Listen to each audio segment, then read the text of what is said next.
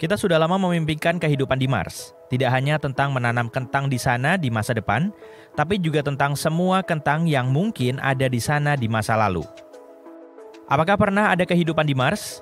Baru-baru ini, para ilmuwan menemukan sesuatu yang bisa jadi bukti akan hal itu. Ayo cari tahu apa yang terjadi. Mars adalah planet keempat dari Matahari. Manusia belum pernah menginjakan kaki di Mars, tapi robot-robot sudah pernah menjelajahinya.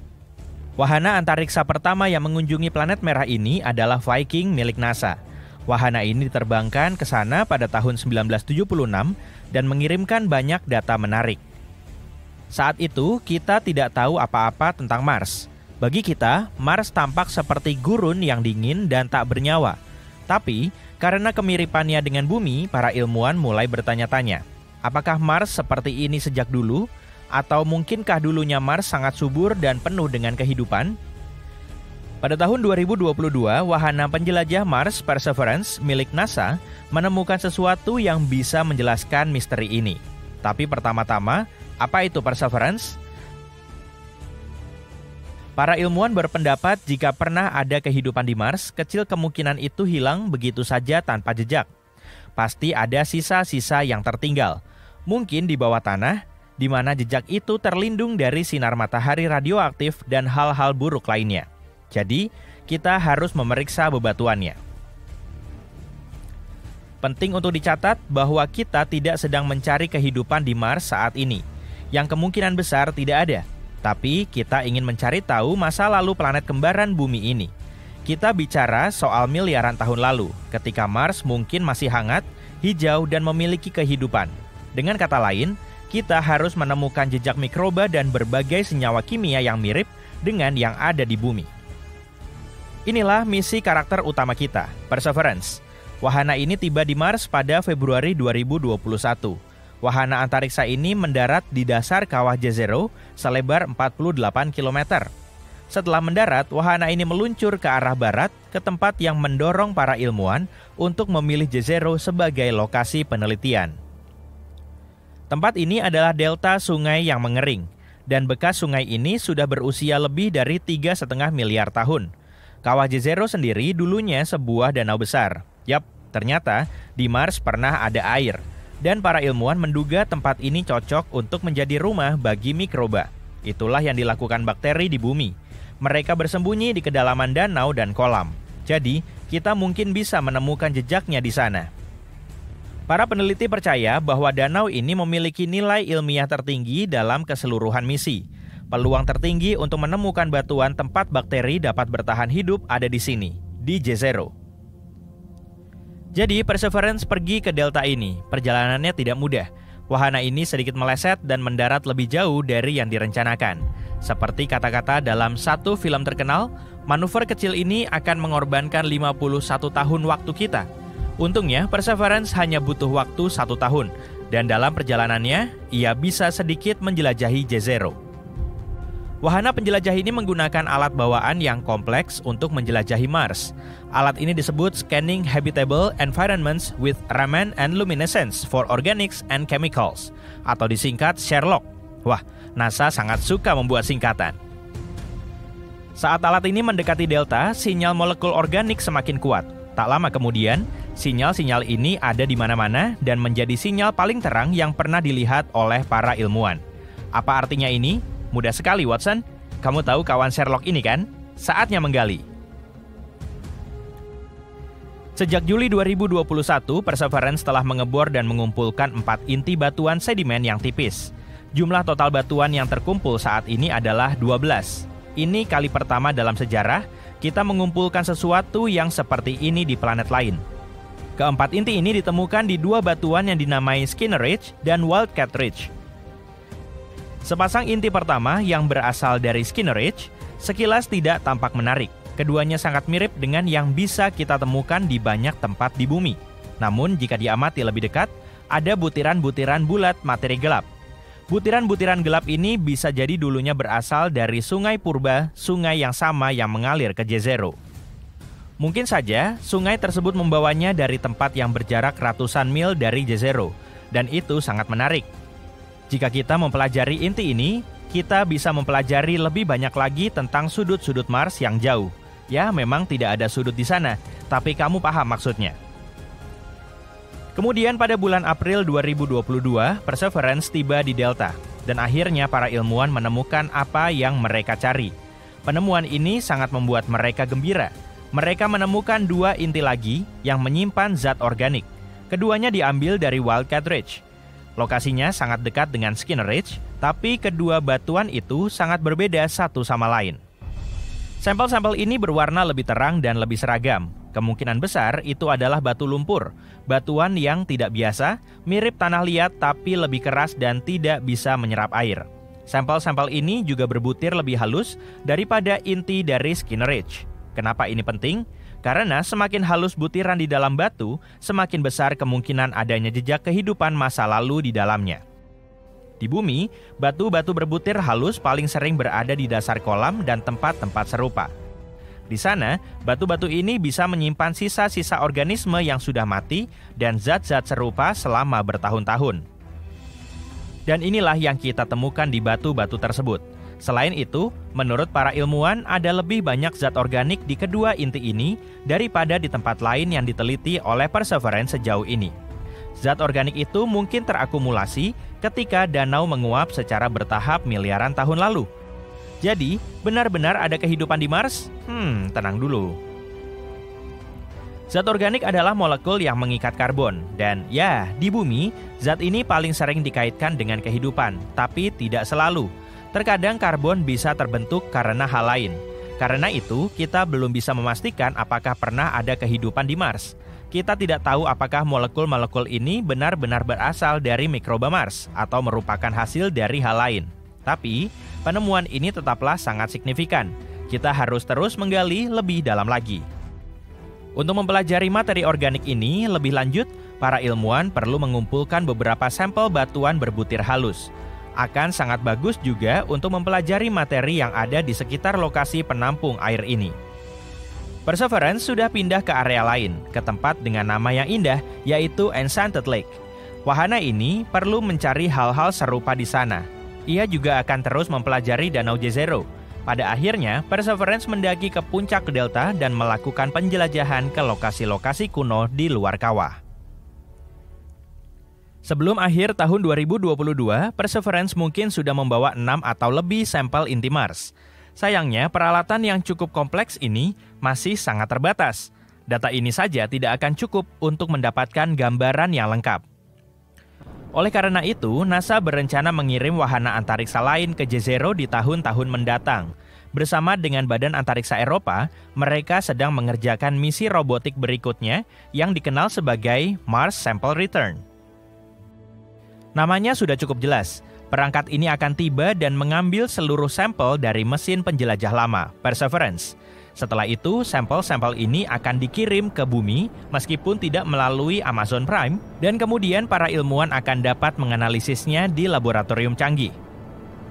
Namun, semua ini akan memakan waktu sangat lama. Peluncuran misi ini dijadwalkan pada tahun 2027-2028, dan wahana antariksa ini baru akan kembali pada tahun 2033. Tapi jika semua berjalan lancar, ini akan menjadi sampel pertama dalam sejarah yang dikirim ke bumi dari Mars. Badai debu di Mars benar-benar bisa sangat parah. Badai ini berembus cepat di belahan bumi selatan planet merah, terutama pada musim panas. Badai ini bisa membesar hingga mencakup area yang luas seperti yang terjadi pada Januari 2022. Saat itu, badai debu menutupi hampir 2 kalinya luas wilayah Amerika Serikat. Mungkinkah hal ini yang menyebabkan hilangnya salah satu robot yang kita kirim ke Mars? Atmosfer dan iklim di Mars sangat tidak ramah. Sebagian besarnya merupakan gurun dengan angin kencang dan suhu rata-rata minus 63 derajat Celcius, yang turun ke minus 140 derajat Celcius di kutubnya selama musim dingin. Sebuah pendarat perlu dilengkapi secara khusus dan dibuat sangat kuat untuk bertahan di kondisi seperti itu. Namun, para peneliti berpikir Beagle 2 mampu menempuh perjalanan sulit ke planet merah ini. 2 Juni 2003, sebuah tim peneliti menyiapkan salah satu robot perintis mereka yang akan dikirim ke luar angkasa. Itu adalah wahana pendarat kecil bernama Beagle 2. Misinya adalah mendarat di Mars dan mencari apa yang telah dicari dunia selama beberapa dekade ini, kehidupan di planet merah. Beagle 2 dijadwalkan sampai pada 25 Desember, tapi sinyalnya tak kunjung datang. Tim pun mencoba menghubungi pesawat antariksa itu, tapi pada akhirnya mereka harus menerima bahwa mereka tak akan bisa menghubunginya.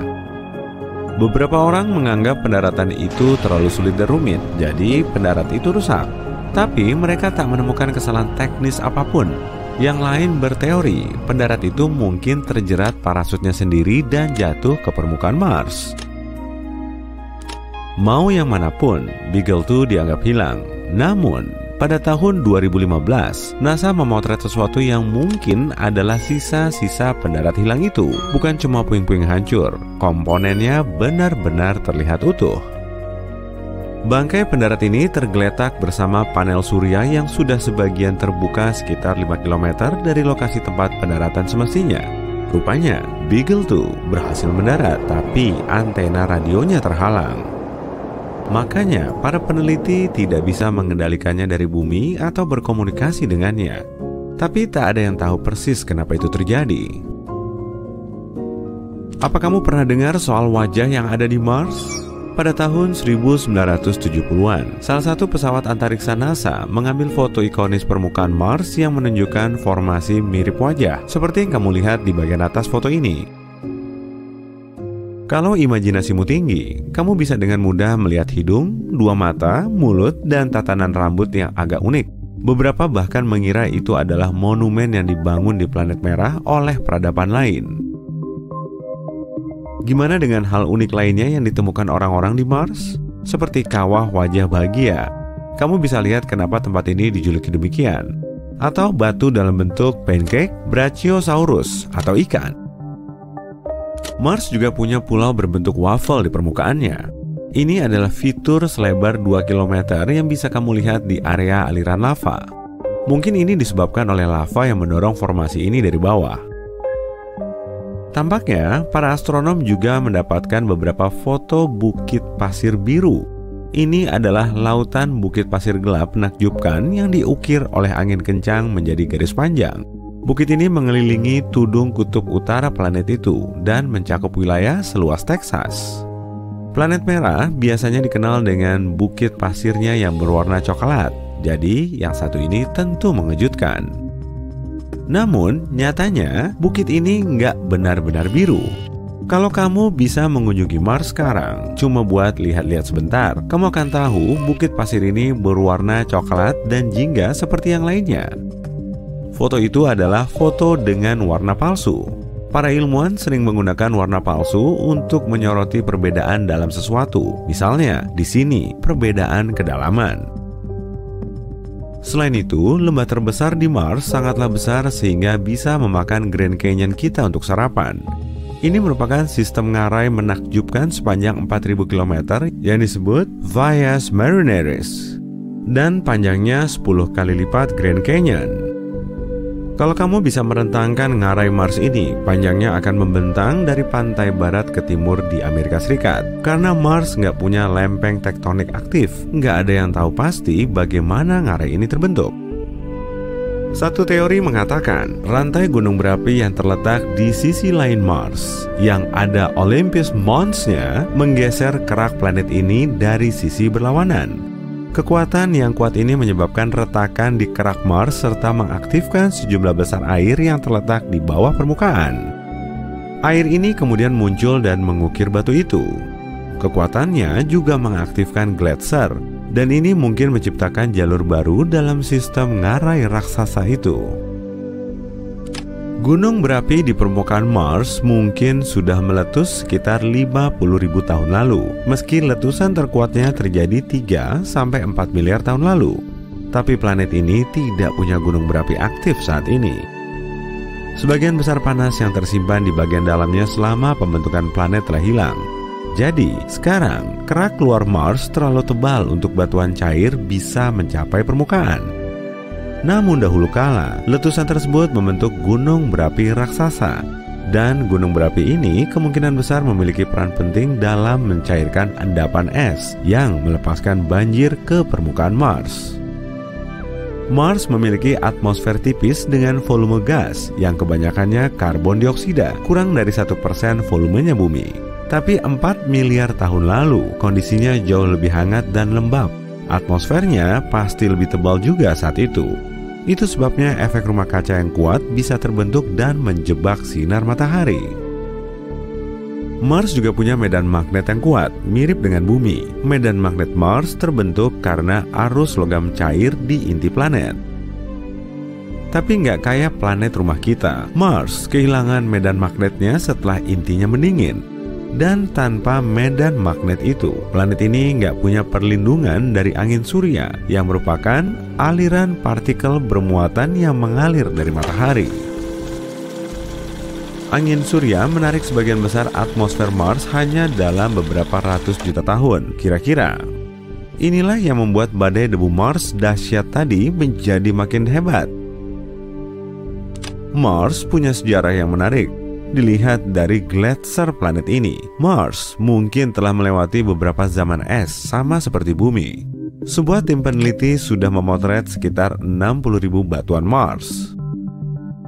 Bebatuan ini punya banyak ukuran dan tersebar secara acak, yang artinya mungkin terbentuk selama zaman es berbeda. Gletser juga menyembunyikan ceritanya sendiri. Siapa yang tahu jenis gas, batu, atau bahkan mikrob apa yang mungkin terperangkap di dalamnya? Nah, kalau kamu bisa masuk ke mesin waktu dan mundur ke 4 miliar tahun lalu di Mars, tentunya kemungkinan besar kamu akan melihat pemandangan banjir yang spektakuler. Mungkin ada bentuk kehidupan di permukaan planet ini saat itu. Benturan meteorit kuat yang membentuk kawah gel planet merah ini bisa menjadi sesuatu yang memicu banjir bandang itu. Setelah benturan itu, suhu di planet ini menjadi sangat panas. Hal ini menyebabkan mencairnya semua es yang tersimpan di permukaan Mars pada saat itu. Banjir itu begitu besar hingga mengubah struktur geologis permukaan planet ini. Banjir itu mengukir riak besar. Mars punya 2 satelit yang kita kenal sebagai Phobos dan Deimos. Selain bentuknya yang aneh, kedua satelit ini nggak punya keistimewaan. Tapi jangan salah dulu.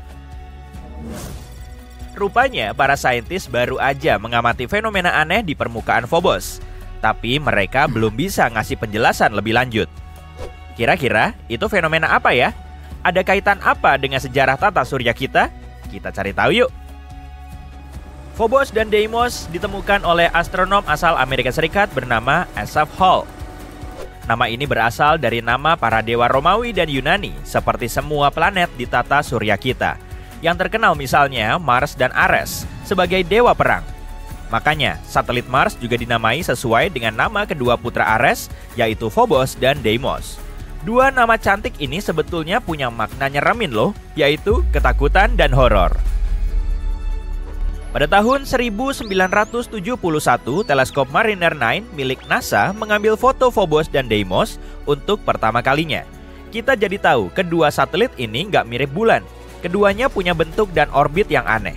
Selain itu, cuma Phobos dan Deimos lah satelit di tata surya kita yang paling dekat ke planet induknya. Namanya juga anak-anak dari induknya kan? Meski jaraknya sangat dekat ke Mars, Phobos dan Deimos gak kelihatan jelas dari permukaan planet merah. Bentuk Mars yang bulat menghalangi Phobos dan Deimos dari pandangan kita. Meski diamati dari ekuator Mars, Phobos lebih kelihatan mirip asteroid biasa dan Deimos mirip bintang. Kedua satelit ini jauh lebih kecil dari bulan kita. Phobos dan Deimos adalah satelit terkecil dan paling redup di seluruh tata surya kita. Padahal, nama yang disandangnya termasuk tokoh besar loh. Tapi masih ada masalah yang belum terjawab. Para saintis melakukan rekonstruksi sejarah ruang angkasa berdasarkan jejak-jejak yang ditemukan di objek ruang angkasa. Adanya lekukan, goresan, dan retakan bisa ngasih tahu mereka peristiwa yang terjadi miliaran tahun silam. Selama bertahun-tahun, para saintis meyakini Phobos dan Deimos sebagai satelit kembar, seperti prototipe Yunaninya. Tapi kemudian, pengorbit Viking milik NASA merilis foto-foto baru. Saat itulah mereka menemukan perbedaan mencolok pada kedua satelit ini. Permukaan Phobos dipenuhi galur besar, berupa rangkaian lubang dalam yang memanjang dari ujung ke ujung. Lalu, apa yang harus dipermasalahkan? Lagi pula, banyak objek ruang angkasa juga punya galur serupa kan? Memang iya, tapi nggak ada yang sebanyak Phobos. Seluruh permukaan Phobos dipenuhi galur super besar yang panjangnya lebih dari 19 km dan lebarnya 200 meter. Bahkan, ada juga yang saling berpotongan. Ini menunjukkan Phobos telah mengalami banyak peristiwa ekstrim. Memangnya, peristiwa apa aja yang pernah terjadi di Phobos? Sebetulnya, para saintis nggak begitu yakin, tapi mereka punya sejumlah teori. Teori ini nggak cuma ngasih tahu kita tentang masa lalu Phobos, tapi juga bisa memprediksi masa depannya. Teori pertama, tabrakan asteroid. Biang kerok yang satu ini udah jelas banget. Di Phobos terdapat kawah besar Angeline Stickney yang berdiameter hampir 9 km. Nama kawah ini diambil dari nama istri Asaph Hall yang menemukan kedua satelit Mars. Jadi menurut teori pertama, Phobos pernah ditabrak objek luar angkasa hingga menyebabkan benturan keras. Lalu, peristiwa ini menghasilkan kawah besar. Dampak benturannya juga meninggalkan banyak galur di seluruh permukaan Phobos. Awalnya, teori ini sangat meyakinkan, tapi para saintis bisa mengamati titik lemahnya.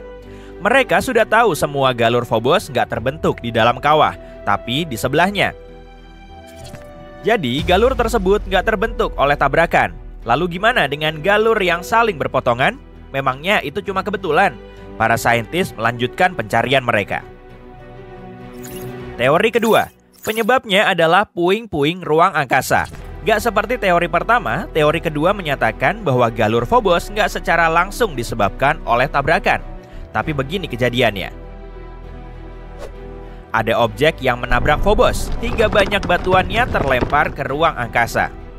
Sebagian batuan lenyap di semesta dan sebagiannya kembali ke Phobos. Dengan lintasan yang sangat miring, batuan ini bisa menabrak atau melompati Phobos sampai jauh. Karena gravitasi Phobos sangat lemah, serpihan batu ini nggak bisa berdiam di permukaannya. Serpihannya terus bergerak ke sana kemari selama bertahun-tahun. Lalu terbentuklah galur yang saling berpotongan karena area tersebut terus dihujani batu. Meski cukup meyakinkan, teori ini punya kelemahan. Di Mars dan di permukaan kedua satelitnya gak ada bongkahan batu besar.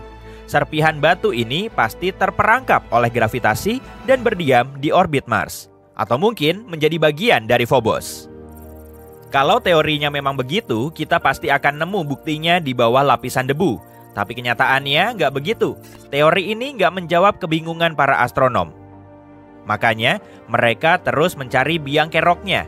Mungkin galur itu nggak punya keterkaitan dengan kawah Stokny. Atau mungkin dipicu oleh hal lain yang lebih kuat. Jangan-jangan penyebabnya Mars sendiri.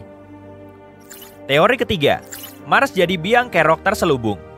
Kedua teori tadi nunjukin kalau Phobos dan Deimos awalnya menjadi bagian dari Mars. Lalu keduanya terpisah dari Mars dan menjadi satelit seperti bulan kita.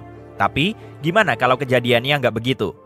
Menurut observasi yang dilakukan oleh Mars Global Surveyor NASA, unsur penyusun Phobos dan Deimos lebih sering ditemukan dalam meteorit dan asteroid.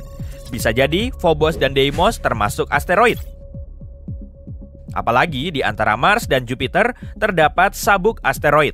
Setelah mengamati ukuran, bentuk, dan komposisinya, para saintis menduga kedua satelit ini pernah jadi bagian dari sabuk asteroid. Keduanya melesat keluar dan akhirnya tertarik ke Mars oleh gravitasi. Fenomena ini dinamakan dengan penangkapan asteroid. Tapi kok aneh banget? Meski penangkapan asteroid bisa aja terjadi, kedua satelit ini sudah melayang di dekat Mars selama miliaran tahun. Orbitnya juga masih sama. Selain itu, atmosfer Mars sangat tipis dan gak bisa menangkap asteroid. Menurut teori, Phobos dan Deimos seharusnya sudah lama terpisah dari Mars. Tapi kenyataannya nggak begitu. Jadi, kedua satelit ini telah terjebak dan Mars mulai menghancurkannya. Plot twist banget kan? Dalam teori ini, Mars punya kekuatan jahat. Dengan merunut ke masa lalunya, kita bisa nemu sejumlah bukti aktivitas ekstrimnya di masa depan. Galur misterius di Phobos bisa disebabkan oleh kekuatan pasang surut antara Mars dan Phobos. Bumi dan bulan juga mengalami hal yang sama, sehingga saling mendistorsi. Tapi karena posisi Phobos terlalu mepet ke Mars, efek gravitasinya jauh lebih kuat. Artinya, gravitasi Mars lama-kelamaan akan menghancurkan Phobos. Tiap 100 tahun, jarak keduanya berkurang 1,8 cm. Ukuran Phobos juga menyusut sampai 2 meter, sehingga makin rentan dan lemah. Makin kecil ukurannya, makin besar dampak gaya pasang surutnya. Terbentuklah sejumlah galur dan goresan di permukaan Phobos. Dalam 30-50 juta tahun, Phobos diperkirakan akan menabrak Mars atau hancur menjadi serpihan batu kecil. Lalu, Mars akan memiliki cincin seperti Saturnus dan Neptunus. Makanya, Phobos juga dijuluki sebagai satelit Mars yang terkutuk. Semua itu memang masih teori, tapi dengan mengamati latar belakang Phobos yang super dramatis, kita jadi tahu dinamika objek luar angkasa. Dan dengan mendalaminya, kita bisa menyingkap lebih banyak misteri.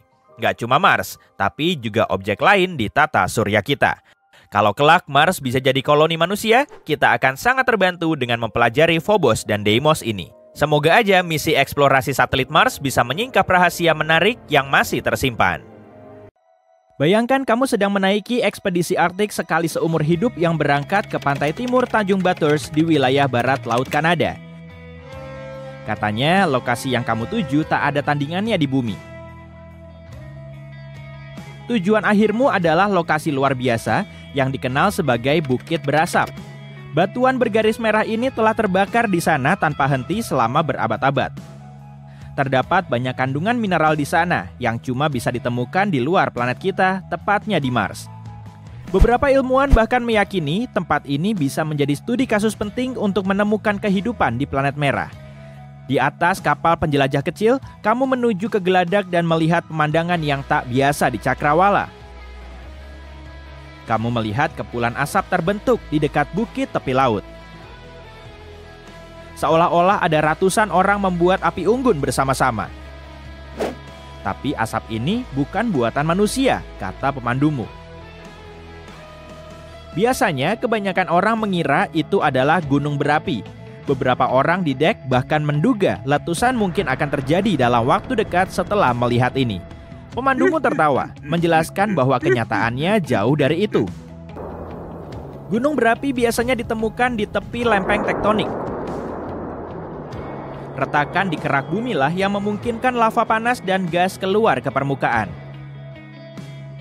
Di Bukit Berasap ceritanya berbeda. Asap ini disebabkan oleh fenomena alam. Tapi kamu akan mempelajarinya dalam beberapa hari ke depan.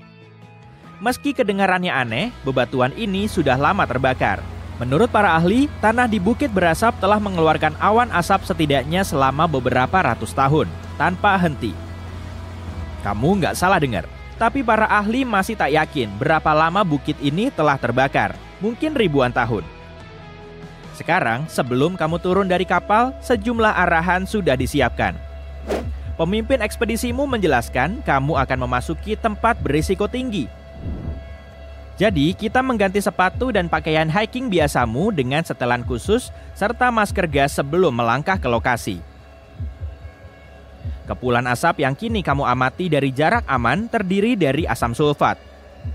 Bahkan kimia ini sangat beracun dan kamu harus berhati-hati saat menghirup udaranya. Jadi, ingatlah untuk tetap memakai masker ini. Oh, dan meski terlihat menggoda, jangan sentuh apapun dengan tangan kosong.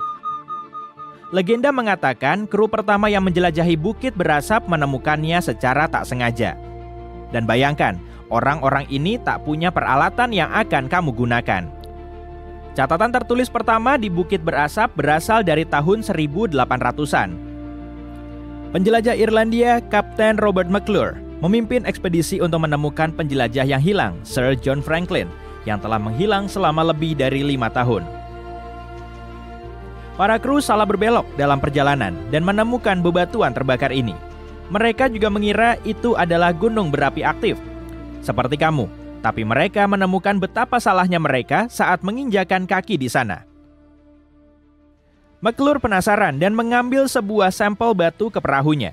Dan cerita ini mengatakan batu itu membakar lubang menembus meja mahoninya. Ingat ini saat kamu ingin membawa pulang oleh-oleh. Mungkin tak akan melubangi mejamu, tapi pasti akan menembus sakumu atau wadah apapun yang kamu coba pakai untuk mengambilnya. Sekarang sudah hari kedua dan kamu siap menjelajahi lokasi ini. Para awak ekspedisi dibagi menjadi beberapa perahu kecil. Dalam perjalanan ke tepi pantai, kamu melihat sekelompok hewan. Mereka jauh dari asap dan sepertinya sedang makan. Bukit berasap terletak di tundra Arktik dan ada banyak fauna serta flora di dekatnya. Perlahan kamu mendekati pantai. Sekarang kamu melihat tebing yang terbuat dari batu bergaris merah yang kelihatannya seperti dilukis oleh seseorang. Ada tempat lain di bumi dengan bukit-bukit serupa. Letaknya di Peru dan membentang sampai Amerika Selatan. Tempat yang dinamai Gunung Pelangi atau Gunung Tujuh Warna itu adalah fenomena alam yang indah. Gunung ini dibentuk oleh beragam sedimen mineral. Warna bukit berasap sebagian besar merah, tapi di Peru, pegunungan ini memiliki garis-garis berwarna lavender, emas, merah, dan bahkan pirus. Saat kamu akhirnya meninggalkan perahu di kaki bukit berasap, kamu mulai mendaki. Melangkah sangat sulit dengan sepatu boot spesialmu. Solnya dibuat khusus untuk menahan suhu tinggi, tapi kamu jelas sulit menjaga keseimbangan. Sebelum menyadarinya, kamu sudah berada dekat dengan batu terbakar ini. Kesan pertamamu adalah ingin pergi dari sana secepat mungkin. Kondisi untuk kehidupan manusia sangat keras di sana. Tempat ini tak ramah dan membuatmu merasa tak boleh tinggal lama. Tapi kamu juga sangat penasaran. Kamu mungkin bertanya kepada diri sendiri bagaimana bebatuan ini terus terbakar begitu lama. Penjelasan sains di baliknya tidak terlalu rumit. Bebatuan yang kamu lihat disebut batu serpih. Ini adalah jenis batuan sedimen yang dibentuk oleh mineral lempung. Pemandumu menjelaskan rahasia asap ini terletak di tanah. Tanahnya terbentuk dari belerang dan batu bara. Saat bersentuhan dengan oksigen, keduanya secara spontan terbakar, melepaskan asap yang sekarang kamu lihat. Beberapa kolam di area tersebut memiliki air yang sangat asam. Para ilmuwan mengatakan wilayah ini adalah satu-satunya di dunia yang menunjukkan pH negatif. Artinya, air ini secara alami bersifat korosif. Jadi, jangan coba-coba meminumnya ya. Pastikan untuk membawa botol minum sendiri saat meninggalkan kapal. Kamu menghabiskan beberapa jam di sana, tapi rasanya seperti seharian penuh. Setelanmu berat dan bernapas melalui masker gas sama sekali tidak nyaman. Di penghujung hari, kamu kembali ke kapal, menikmati matahari terbenam Arktik yang indah dalam perjalanan. Pada pagi hari ketigamu, kejutan sudah siap menunggu. Kamu tidak keluar lagi. Sebaliknya, kamu akan melakukan perjalanan keluar angkasa. Tapi cuma metafora ya. Pemandumu membahas hubungan antara bukit berasap dan Mars. Mencari kehidupan di Mars telah menjadi perjalanan yang nyata. Namun, baru-baru ini para ilmuwan menemukan keberadaan jarosite yang menarik di bukit berasap. Dan ternyata, jarosite adalah mineral yang melimpah di Mars. Para ahli berpikir ini mungkin menunjukkan bahwa Mars pernah punya air mengalir di beberapa titik pada masa lalu. Karena jarosite butuh air tanah untuk terbentuk. Penemuan besar ini mungkin membawa sains jauh lebih dekat ke sebuah terobosan. Apa benar-benar ada kehidupan di planet lain di tata surya? Mars telah menjadi peta penelitian ilmiah sebagai planet yang paling memungkinkan untuk adanya kehidupan. Suhu atmosfernya saat ini tak tertahankan untuk kehidupan di atas tanah, tapi suhunya pernah mirip dengan bumi. Bukti terpenting yang dibutuhkan adalah adanya bukti air mengalir. Saat ini, penjelajah Curiosity di luar sana terus mencari informasi apapun yang bisa mengisyaratkan keberadaan kehidupan di Mars, dulu atau sekarang. Sejauh ini, Curiosity telah menjelajahi permukaan Mars selama lebih dari 3.566 hari. Kalau kamu menghitungnya, angka tadi sama dengan 9 tahun 279 hari. Dan kalau kamu penasaran, kenapa kita begitu ingin menemukan kehidupan di planet lain? Menurut NASA, pencarian kehidupan di planet lain bisa membantu kita menjelaskan banyak hal tentang Ada banyak sekali benda-benda aneh di Mars, sendok, mie, pintu, bahkan wajah. Apakah semua itu benar-benar hanya batu? Lagi pula Mars bukan satu-satunya planet di tata surya kita yang penuh dengan benda-benda misterius. Yuk kita lihat apa aja. Baru-baru ini kita menemukan benda aneh di Mars yang tampak seperti benda halus mirip sendok. Benda ini menarik perhatian semua orang setelah kendaraan penjelajah Curiosity milik NASA melihatnya. Batu dengan pegangan dan ujung yang membulat itu tampak seperti mengambang dalam foto yang diambil oleh rover. Orang-orang di internet bingung tentang benda apakah itu. Ada yang bercanda bahwa itu adalah pin bowling Mars atau bahkan sendok sepatu yang ditinggalkan oleh makhluk luar angkasa. Tapi Andrew Good dari NASA mengatakan bahwa itu tidak terlalu menarik. Ternyata itu hanyalah batu yang dibentuk oleh angin dalam waktu yang lama. Batuan dengan bentuk aneh seperti ini biasa ditemukan di Mars. Batuan-batuan itu disebut Vantivac. Vantivac adalah batu yang dapat tergores, penyok atau dihaluskan oleh partikel-partikel kecil yang terbawa angin. Kamu biasanya menemukan jenis batu ini di tempat kering yang tidak banyak rumput atau pepohonan yang menghalangi angin dan di tempat yang banyak pasir yang bertiup. Terkadang angin dapat mengukir batu-batu karang menjadi bentuk yang sangat keren seperti bebatuan jamur yang bisa kamu lihat di Taman Nasional Gurun Pasir Putih di Mesir.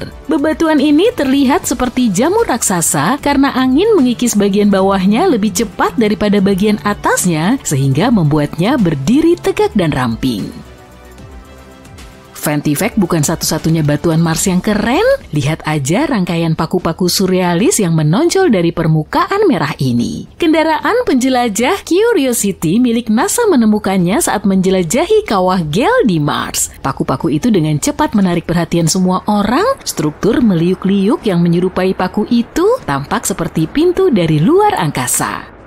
Bahkan, SETI Institute, sebuah organisasi yang berfokus pada pencarian kehidupan di luar bumi, mengetweet tentang gambar tersebut dan menyebutnya sebagai batu yang keren. Tapi pada kenyataannya, ini hanyalah hoodoo. Puncak-puncak yang tinggi dan tipis ini terjadi ketika batuan keras berada di atas lapisan batuan yang lebih lunak. Paku-paku Mars kemungkinan besar merupakan tambalan semen dari retakan kuno di batuan sedimen dengan material yang lebih lunak karena terkikis dari waktu ke waktu.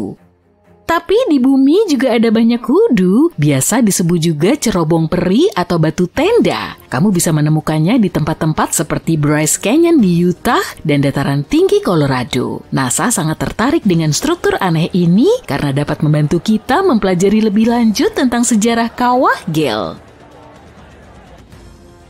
Ada juga sebuah batu yang terlihat seperti donat jelly. Batu ini disebut Pulau Pinnacle. Batu itu terlihat oleh kamera NASA, tapi hanya 4 hari sebelumnya pulau itu tidak ada. Jadi gimana dia menghilang secara ajaib ya? Dengan cara yang sangat anti klimaks, batu itu tertendang oleh salah satu roda Opportunity saat melintasi medan Mars. Tapi masih ada beberapa misteri yang menyelimuti donat jelly itu. Analisis mengungkapkan bahwa Pulau Pinnacle mengandung kadar belerang dan mangan yang sangat tinggi. Kedua hal ini larut dalam air. Dengan kata lain, mungkin ada beberapa aksi air yang menciptakan elemen-elemen ini di dalam batu.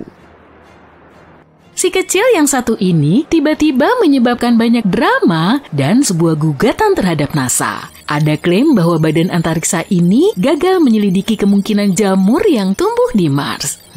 Jamur donat jelly. Tapi tidak semua temuan kita alami. Penemuan membingungkan lainnya adalah benda yang ditemukan oleh rover Perseverance. Benda itu tampak seperti spaghetti atau tali yang kusut, sama seperti donat. Benda misterius ini muncul dalam gambar kamera rover dan kemudian lenyap dari tanah berpasir hanya dalam beberapa hari. Ternyata itu adalah puing-puing dari sistem pendaratan rover. Perseverance mendarat di kawah Jezero pada bulan Februari 2021. Pendaratannya kasar dan secara tidak sengaja menebarkan puing-puing di sekitarnya. Sebagian dari serpihan-serpihan ini telah muncul dalam gambar-gambar yang diambil oleh robot penjelajah untuk sementara waktu. Benda seperti tali itu kemungkinan besar adalah potongan jaring dakron yang merupakan jenis serat yang digunakan untuk selimut termal. Selimut ini membantu mengatur temperatur peralatan selama proses pendaratan di Mars yang sangat panas. Benda itu mungkin mengalami penguraian yang signifikan dan tercabik-cabik karena gaya yang kuat selama pendaratan. Selimut termal kehilangan banyak saat itu, misalnya potongan kertas timah mengkilap yang ditemukan pada bulan Juni, penjelajah menemukannya di atas batu. Yang luar biasa adalah seberapa jauh sebagian puing-puing itu telah berpindah. Rover mendarat sekitar 1,9 km jauhnya dari tempat yang sedang dijelajahi. Mungkin karena tabrakan itu melemparkan puing-puing ke udara dan angin Mars membawanya sejauh itu. Mars dikenal karena anginnya yang kencang yang bisa menggerakkan benda-benda ringan, tapi meskipun menyenangkan untuk menemukannya dalam foto, ada kekhawatiran tentang puing-puing serta sampah yang ada di Mars. Kita bahkan belum menyelesaikan masalah ini di bumi, dan kita sudah membuat masalah ini lagi di Mars. Puing-puing yang kita tinggalkan di planet merah sudah menumpuk di area yang disebut Hawkwellow Flats. Ditambah lagi, puing-puing tersebut dapat secara tidak sengaja mencemari tabung sampel yang digunakan untuk mengumpulkan batuan Mars. Sejauh ini NASA tidak terlalu mengkhawatirkan hal ini, tapi mereka terus mengawasinya untuk mencegah masalah pada kendaraan penjelajah. Sekarang, gimana kalau bukan benda tapi hewan?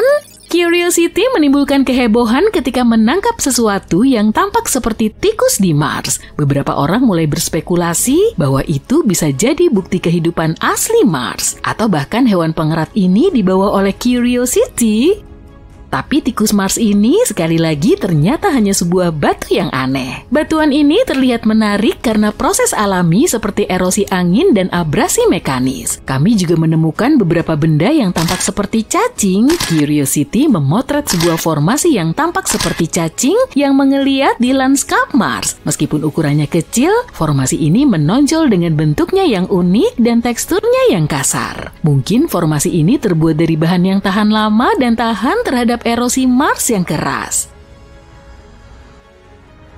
Dan akhirnya, temuan misterius teratas kita adalah wajah di Mars. Cydonia adalah sebuah wilayah di Mars yang telah menarik perhatian, baik secara ilmiah maupun populer. Cydonia terletak di belahan utara Mars. Wilayah ini berada di antara daerah berkawah di selatan dan daerah yang relatif datar di utara. Ada teori yang mengatakan bahwa dataran utara mungkin dulunya adalah dasar lautan, mungkin Cydonia dulunya merupakan daerah pesisir. Tempat ini penuh dengan fitur-fitur menarik dan indah yang memberitahu kita banyak hal tentang sejarah planet merah. Tapi fitur yang paling menarik adalah wajah Mars. Benda ini mendapatkan perhatian luas ketika dijepret oleh pengorbit Viking 1 pada tahun 1976. Beberapa orang percaya bahwa itu bukti peradaban Mars yang telah lama hilang. Pada awalnya, NASA menganggapnya sebagai tipuan cahaya dan bayangan. Tapi setelah beberapa analisis, ternyata itu adalah, cuma batuan. Kita juga melihat wajah beruang. Foto ini ditangkap oleh kamera High Resolution Imaging Experiment. Dalam gambar ini kita bisa melihat pola rekahan melingkar yang tampak seperti kepala beruang dengan dua kawah yang membentuk mata dan struktur keruntuhan berbentuk V seperti hidung. Kepala ini kemungkinan terbentuk karena sesuatu yang berat mengendap di atas lubang tua di tanah. Lubang ini terisi dengan lava atau lumpur, dan fitur yang mirip hidung ini diduga merupakan lubang vulkanik atau lumpur. Tapi kenapa kita terus melihat hal-hal aneh di Mars ya? Kadang-kadang otak kita bisa menipu kita untuk melihat sesuatu seperti wajah atau objek di bebatuan, juga benda-benda lainnya. Tapi itu hanya ilusi yang disebut pareidolia. Pareidolia adalah fenomena psikologis yang membuat kita melihat pola atau bentuk yang sudah dikenal, terutama wajah, padahal sebenarnya tidak ada. Ini karena ketika otak menemukan sesuatu yang tidak dikenali atau dimengerti dengan segera, otak keluarga kosmik yang indah. Perkenalkan, Mars. Kamu pasti sudah mengenalnya. Dua bola kecil ini adalah Phobos dan Deimos, bulan-bulan kecil Mars. Tapi, sepertinya Mars tidak memperlakukan mereka dengan baik. Phobos dan Deimos diyakini sebagai asteroid yang tertawan. Namun, Phobos perlahan bergerak mendekati Mars akibat gravitasi dan diperkirakan akan hancur oleh gravitasi planet ini dalam kurun waktu 30 hingga 50 juta tahun mendatang. Saat itu aku sudah tidak ada. Sepertinya peristiwa ini akan menghasilkan cincin serpihan di sekeliling Mars, mirip dengan cincin Saturnus. Akan tetapi, proses ini merupakan fenomena alam dan bukan tindakan penghancuran oleh Mars. Tampaknya, Phobos sedang terkoyak oleh gaya gravitasi planet merah yang dahsyat. Tapi tunggu, masih ada lagi. Phobos memiliki lekukan-lekukan paralel aneh di seluruh permukaannya. Awalnya, ini diduga berasal dari tabrakan asteroid, tapi kini para ilmuwan menduga penyebabnya adalah tarikan gravitasi Mars yang sangat kuat. Benar-benar dahsyat. Para ilmuwan punya gagasan menarik bahwa ketika benda langit kecil seperti Phobos berada terlalu dekat dengan benda langit besar seperti Mars, maka benda kecil itu akan meregang ke arahnya. Mereka menyebutnya gaya pasang surut. Phobos diprediksi akan meregang sedemikian rupa hingga ia akan terbelah. Luar biasa kan? Puing-puing dari bulan itu akan membentuk cincin kecil di sekeliling Mars, seperti cincin Saturnus. Sebelumnya, sebagian orang mengira garis-garis loreng di Phobos disebabkan oleh gaya pasang surut, tapi teori itu dipatahkan karena bulan ini terlalu empuk. Tapi sekarang, para peneliti jenius ini melakukan simulasi komputer dan menemukan bahwa kemungkinan ada cangkang keras di bawahnya yang bisa menciptakan lekukan-lekukan di permukaannya. Tapi jangan khawatir, dengan kecepatan yang dimiliki Phobos, ia akan menabrak Mars sekitar 40 juta tahun lagi. Tapi jika gaya pasang surut sudah mengoyaknya, mungkin ia tidak akan bertahan selama itu. Namun kita masih punya kesempatan untuk mempelajari Phobos lebih jauh. NASA baru saja memilih 10 peneliti hebat dari seluruh Amerika Serikat untuk bergabung dengan tim kerja sains dalam misi Martian Moon Exploration JAXA atau yang disingkat MMX. Sebagai ilmuwan yang didukung NASA, mereka akan membantu JAXA menjelajahi 2 bulan Mars, Phobos dan Deimos. Mereka bahkan berencana mendarat di Phobos dan mengambil sampel permukaannya. Misi ini akan diluncurkan pada tahun 2024 dan kita akan mendapatkan sampelnya pada tahun 2029. 7 peneliti yang beruntung akan menggunakan instrumen penerbangan MMX untuk melakukan penelitian. Phobos adalah bulan yang sangat aneh. Diameternya hanya 27 km dan mengorbit Mars pada jarak 6.000 km tepatnya. Jaraknya jauh lebih dekat daripada bulan milik bumi yang membutuhkan 27 hari untuk mengorbit bumi. Tapi Phobos berada dalam spiral kematian menuju Mars dan perlahan jatuh ke permukaan planet ini dengan kecepatan 1,8 meter setiap 100 tahun. Tapi pasti ada alasan kenapa Mars bertindak sekejam itu, bukan? Bagaimana kalau itu semua hanya karena dendam? Oke, bayangkan ini. Mars sedang asik sendiri, panas dan penuh air seperti bumi yang masih muda. Mars memiliki medan magnet yang melindunginya dari radiasi kosmik dan menjaga atmosfernya tetap tebal. Semuanya berjalan baik. Tapi kemudian, setidaknya 20 asteroid masing-masing seukuran negara kecil menghantam Mars dengan sangat keras. Salah satunya bahkan meninggalkan kawah yang lebarnya hampir 3.200 km. Bayangkan bagaimana perasaan Mars yang memiliki 2 asteroid sebagai bulannya setelah apa yang dilakukan asteroid lain terhadap si planet merah ini. Seluruh tumbukan ini seperti pukulan telak ke perut Mars, dan medan magnetnya yang sudah lemah menjadi lumpuh. Inti Mars menjadi sangat panas dan tidak bisa bersirkulasi dengan baik, sehingga tidak ada lagi medan magnet yang melindungi planet ini. Ini seperti kita tidak mengenakan apa-apa di kedalaman palung Mariana. Kalaupun bisa, kamu tidak akan berdaya, dan kedinginan itulah yang terjadi pada Mars. Jadi, Mars yang malang itu kini kedinginan, tidak terlindung dari sinar-sinar kosmik yang berbahaya. Ini seperti pergi keluar rumah tanpa tabir surya. Bukan ide yang bagus, tapi setidaknya kita bisa belajar dari kesalahan Mars dan memastikan bumi tidak bernasib sama. Mungkin kita harus mulai berinvestasi pada asuransi asteroid. Tapi percayalah, planet merah ini sama sekali tidak jahat. Ia cukup bersahabat. Meskipun Mars tampak cukup keras terhadap Phobos, ada sesuatu yang bisa berkembang dengan bantuan Mars. Jadi begini, sebuah tim ilmuwan menemukan cara untuk menanam padi di Mars. Ya, kalian tidak salah dengar. Mereka menggunakan MMS, bukan cara kuno untuk mengirim gambar, tapi tanah khusus yang disebut Mojave Mars Simulant. Tanah ini dibuat menyerupai tanah Mars. Menariknya, tanah Mars mengandung garam perklorat yang bisa menjadi racun bagi tanaman. Jadi, tim menumbuhkan 3 jenis padi. 1 padi biasa dan 2 padi yang sudah mengalami rekayasa genetika dengan mutasi yang membuatnya lebih mampu menghadapi stres seperti kekeringan atau salinitas. Dan coba tebak, jenis mutan tersebut mampu tumbuh di tanah yang mengandung 1 garam perklorat per kilogram. Catat itu tanah Mars. Tapi tunggu dulu, padi yang ditanam di MMS tidak sebaik yang ditanam di tanah pot biasa. Jadi, tim memutuskan untuk mencampur 1/4 tanah pot dengan simulan Mars. Dan lihatlah hasilnya, tanaman-tanaman itu mulai tumbuh lebih baik. Para ilmuwan tidak hanya berpikir soal memberi makan orang Mars. Mereka juga ingin melihat apakah temuannya bisa bantu menumbuhkan tanaman di tempat-tempat di bumi yang memiliki kadar garam tinggi. Dan ketahuilah, proyek ini dimulai ketika dua peneliti bertemu untuk minum kopi dan memutuskan untuk mencoba menanam tanaman bersama. Wah, menarik sekali ya. Kamu mungkin akan berkata, "Hei, tapi kalau ingin menanam padi di Mars, kita harus mengirim air dalam jumlah sangat banyak dari bumi, karena tidak mudah untuk memuaskan dahaga tanaman ini." Kalian benar, diperlukan sekitar 1.700 liter air untuk menghasilkan 450 gram beras. Tapi tahukah kamu, para ilmuwan baru saja membuat pengumuman penting dalam Lunar and Planetary Science Conference di Texas. Mereka menemukan gletser peninggalan di dekat khatulistiwa Mars. Benar, ada es di Mars. Bahkan di dekat ekuator. Ini berita besar dan bisa berarti ada lebih banyak es di bawah permukaan Mars. Bukan sembarang gletser, tapi gletser peninggalan yang panjangnya diperkirakan 6 km dan lebarnya mencapai 4 km. Itu setara sebuah kota kecil. Kawasan ini memiliki semua fitur gletser, termasuk celah gletser dan kumpulan moraine. Tapi ini bukan es, melainkan endapan garam yang terbentuk di atas gletser dan tetap mempertahankan bentuknya.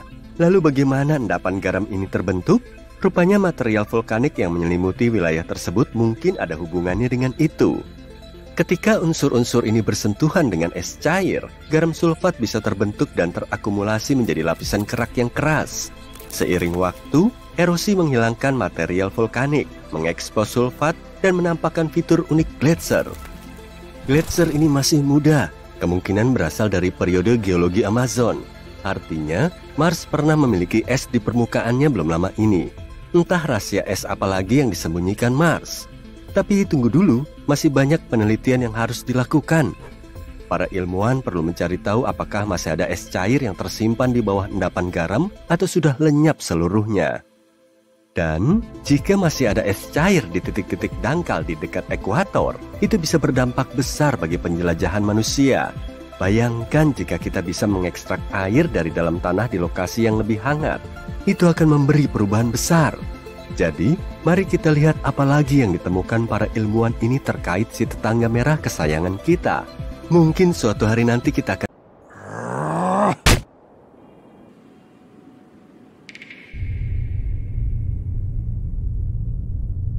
Berapa banyak sih orang yang kita butuhkan untuk menciptakan peradaban baru dan bukan di bumi ya, tapi di Mars dan dalam kondisi yang terbatas. Kalau kita membuat koloni ini dan mengirim mereka ke sana, masalah apa yang akan mereka hadapi? Bagaimana mereka bisa bertahan hidup di tempat yang sangat jauh dari bumi tanpa bantuan apapun? Sebuah penelitian ilmiah terbaru menjelaskan pertanyaan-pertanyaan ini. Yuk kita lihat.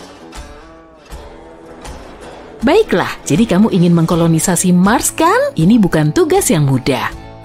Mars adalah planet terjauh keempat dari matahari dan planet terbesar ketujuh di tata surya. Si merah yang kesepian ini sangat mirip dengan bumi kita. Selain itu, sebelum menjadi gurun yang gak terbatas, Mars mungkin saja terlihat seperti bumi sekarang. Jutaan tahun lalu, di sana ada air, lautan, tumbuhan, dan siapa yang tahu, mungkin bahkan kehidupan. Alangkah baiknya kalau kita mengembalikan semua benda-benda keren ini ke sana.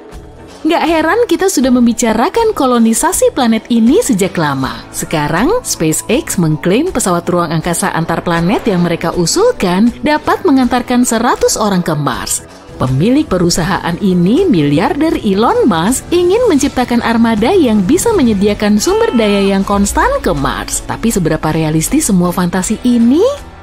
Sebenarnya nggak terlalu realistis sih. Sebelum mengirim manusia ke Mars, kita perlu menyelesaikan sejumlah masalah. Misalnya, paparan radiasi yang luar biasa, tanah beracun, gravitasi rendah, suhu rendah, dan semua hal buruk lainnya. Dan ini baru permulaan loh. Setidaknya butuh beberapa dekade untuk membuat kendaraan yang benar-benar bisa mendarat di Mars dan kembali lagi. Tapi mari kita berandai-andai dan membayangkan kalau kita akhirnya memutuskan untuk mengkolonisasi Mars. Apa yang akan terjadi?